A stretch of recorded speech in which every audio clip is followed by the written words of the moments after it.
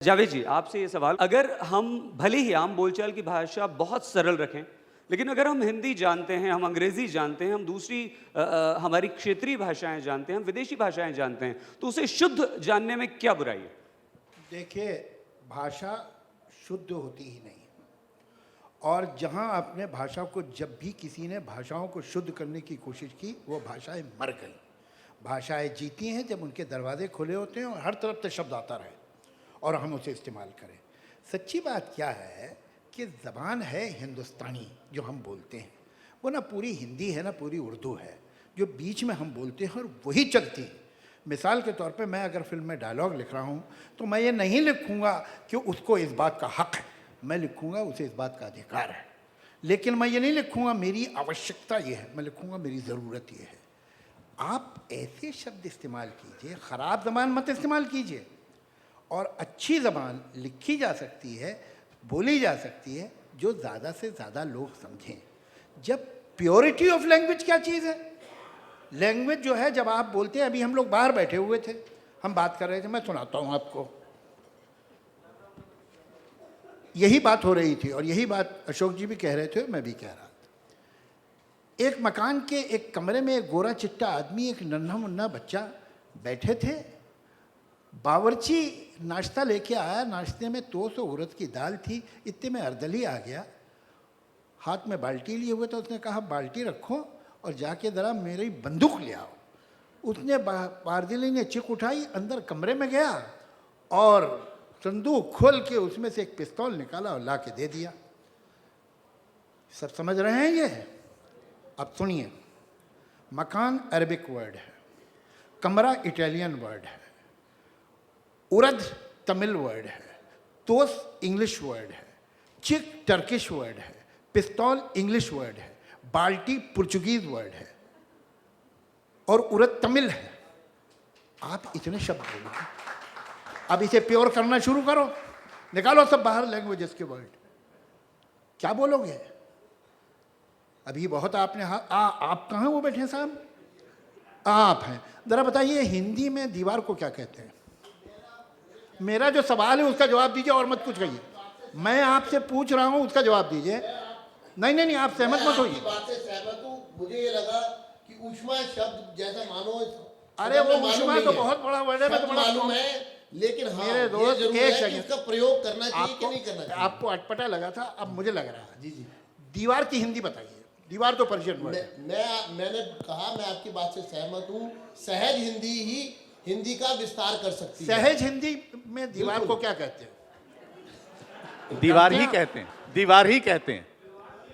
तो मेरे दोस्त, ये प्योर लैंग्वेज के चक्कर में मत पड़ो, ये बर्बाद हो जाएगी। मैम अभी अभी सही कह रहे थे, अरे भाई बोल रहे मजीद कोशिश से एक इस्तिराब पैदा हो गया। अरे भाई ये क्यों नहीं कह रहे, थोड़ी और कोशिश की तो घबरा गया मैं। सिंपल लैंग्वेज बोलो भाई, मजीद कोशिश से तबीयत में कुछ इस्तिराब पैदा हो गया, क्या ज़रूरत है बोलने की? ये कौन सी ज़बान है? आम आदमी तो ये बोलता नहीं। ये झूठी ज़बानें हैं, ये लिटरेरी ज़बान नहीं है। बड़े राइटर्स ऐसा नहीं लिखते, ये छोटे राइटर जिन्हें अभी इस्टेब्लिश होना है कि जी मैं भी भाषा जानता हूँ, वो लिखते हैं। ये तो नहीं लिखते ऐसी ज़बान। ये जो एटीट्यूड है लैंग्वेज का कि लैंग्वेज को मुश्किल बनाओगे, चेस्ट कहलाती है। चेस्ट क्या होती है? चेस्ट तो ऐसा जैसे प्याज के छिलके उतारो के प्याज ढूंढ रहे हैं, तो छिलके उतारते उतारते कुछ नहीं मिलने वाला, प्याज ही गायब हो जाएगा। ज़बान वो अच्छी होती है। आप देखिए ऑक्सफोर्ड यूनिवर्सिटी ये डिक्शनरी देखिए, कैम्ब्रिज डिक्शनरी, हर साल उसमें 20, 25, 50, 100 वर्ड बढ़ते हैं। हम वो हैं कि जो निकाल रहे हैं। मध्य प्रदेश में जो डेयरी है उसका नाम मिल्क डेयरी, दुग्ध योजना। ये क्या होता है दुग्ध योजना? दूध में क्या पानी मिला हुआ है? ये एटीट्यूड गलत है और इससे हम अपनी ज़बानों को लिमिटेड कर रहे हैं। ये हमें नहीं करना चाहिए। अशोक जी, सरलीकरण की यहाँ पर बात हो रही है। आपसे सवाल ये है कि अगर भाषा गायब होती है, भाषा का नुकसान होता है, संस्कृत ले लीजिए आप, हिंदी ले लीजिए आप सहमत हैं कि भाषा ख़त्म हो जाए, उसका व्याकरण ख़त्म हो जाए, उसका स्वरूप ख़त्म हो जाए, लेकिन वो सरल होनी चाहिए? देखिए, अव्वल तो कोई सरल और कठिन भाषा होती नहीं। अगर भाषा शास्त्रीय दृष्टि से देखें तो कोई कठिन और सरल नहीं होती। भाषा या तो काम में आने वाली होगी और ज़्यादातर लोगों तक पहुंचेगी या नहीं पहुंचेगी। बोलचाल की भाषा कुछ कामों के लिए इस्तेमाल की जा सकती है, पर बहुत सारे ऐसे काम हैं जिनमें बोलचाल की भाषा काम नहीं आएगी। अगर आप दार्शनिक चिंतन करेंगे, कुछ वैज्ञानिक चिंतन करेंगे, तो वो बोलचाल की भाषा में नहीं हो सकता। आपको कुछ ना कुछ पारिभाषिक शब्द इत्यादि लाने पड़ेंगे। वो एक बात है। दूसरी बात ये है कि भाषाएं विद्वान नहीं बनाते, पंडित जी नहीं बनाते, मौलवी नहीं बनाते। भाषाएं बनाते हैं साधारण लोग, मरते खपते अपनी जीवन जिंदगी बसर करते हुए उसमें वो शब्द खोजते हैं। जो शब्द उनके काम के हैं वो बने रहते हैं, जो शब्द उनके काम के नहीं रहते वो धीरे धीरे कोश में बने रहते हैं। तो भाषाओं का काम जो है वो बहुत, और जहाँ तक साहित्य का सवाल है, कोई भी साहित्यकार ये चाहता है कि वो जो कुछ कह रहा है वो दूसरों तक पहुँचे, लेकिन दूसरों तक क्या पहुँचे वो वही ना हो जो दूसरे उसकी उम्मीद लगाए बैठे हैं, पर कुछ ऐसा भी पहुँचे जिसकी उनको तवक्को भी नहीं है, जिसको उनकी उम्मीद भी नहीं है। यानी हम थोड़ा उसको विचलित करें, थोड़ा बेचैन करें, वही ना बताएं जो ससुरा पहले से ही जानता है। तो ये एक बहुत जटिल मामला है, इसमें आसानी से ये फैसला नहीं हो सकता। जाहिर है कि मीडिया में जो भाषा का उपयोग है, साहित्य में जो भाषा का उपयोग है और विद्वत्ता में जो भाषा का इस्तेमाल है, ये अलग अलग स्तर हैं। ये हर भाषा में है। कोई ये हिंदी या कन्नड़ या संस्कृत या अंग्रेज़ी की बात नहीं है। अंग्रेज़ी में पर ये है कि दूरी जो बढ़ती जाती है, अगर आप बोलचाल की भाषा से विद्वत्ता की भाषा की बहुत बड़ी दूरी पैदा कर देंगे तो फिर विद्वत्ता एक कोने में रखी रह जाएगी। उस पर बोलचाल की भाषा का दबाव बने रहना चाहिए। बोलचाल की भाषा के दबाव से ही उसमें एक तरह की जिंदा दिली, एक तरह का जीवंत होना आएगा। वो वैसे नहीं आ सकता। जी अनुजा जी, क्या ये जो अशोक जी ने जो बात कही है, कभी आपने फील की अपनी लेखनी में, या आप अगर बात करेंगे किसी से तो आम बोलचाल की भाषा का इस्तेमाल करेंगे? आप जब नॉवेल लिखेंगे, आप फिल्म लिखने जा रही हैं, फिल्म लिखेंगे तो अलग भाषा का इस्तेमाल करेंगे, क्या करेंगे आप? आई थिंक कि जब भी कोई किताब भी लिख रहा है, कुछ भी कर रहा है, you are trying to keep it कि नेचुरल हो, ऐसे साउंड करो जिससे that things get across, you know. So जितना नेचुरल साउंड करेगा, that's the language you will use. So वही कोशिश है, वही प्रयास है। I feel that this whole, मुझे लगता है कि ज़्यादा जो you know the cut throat thing that is coming in to language now is about the script more than the words, because I feel words बोलचाल में तो ठीक है, हम like Javed ji said, you know, there's so many different languages के एक sentence में हम डाल देंगे, पर मैं बोलूँगी तो फिर आप वो जब लिखेंगे तो आप कौन सी भाषा में कौन सा स्क्रिप्ट में लिखेंगे?